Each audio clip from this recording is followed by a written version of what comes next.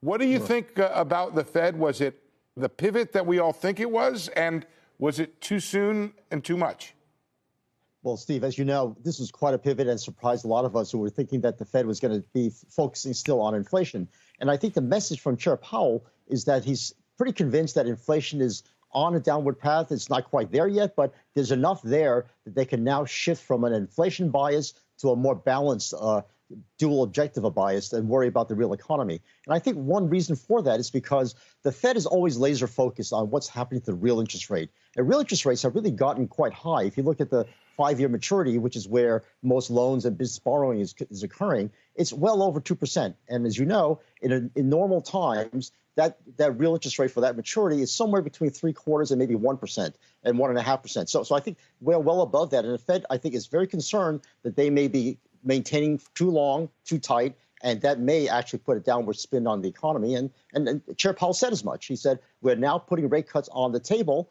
And by announcing it, look what's happened to the 10-year rate. It's dropped dramatically. And that's exactly what he's hoping to do. Let the market do the work of lowering that real rate back to more normalized levels. And then he can wait for when he can actually move the policy rate. Jason, what's the probability or the concern that you may have that the market's gone too far with this? Powell did not promise a rose garden or a rate cut in March, but the market seems to be acting that way. If you look at the probabilities, it's up darn near 80% or 90% for a rate cut in March, but he didn't say March.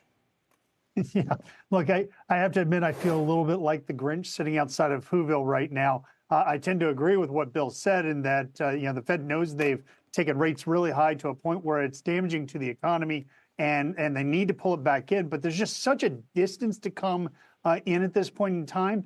And I suspect they're going to be looking over their shoulders all along the way saying, wait a second, if we take it too far here in terms of cuts, do we make another Arthur Burns-like moment? So that's going to be sitting in the back of their head.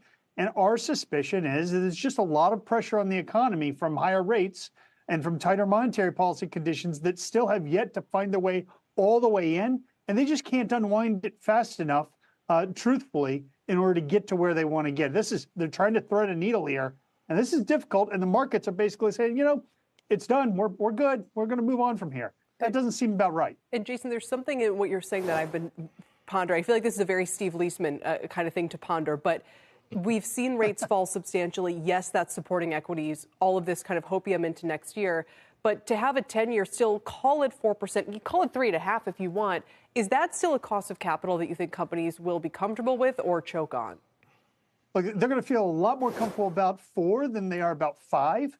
But by our estimation, look, we started basically near zero. At one point in time, we were at 0.5% on the 10-year. We're now adjusting to an environment of 3.5% plus.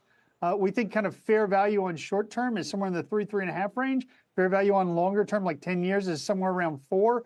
This is a big difference, and the economy hasn't really made a way to filter it through. We're still sitting on a lot of debt at lower rates that's going to be rolling off over the next couple of years and need to be refinanced.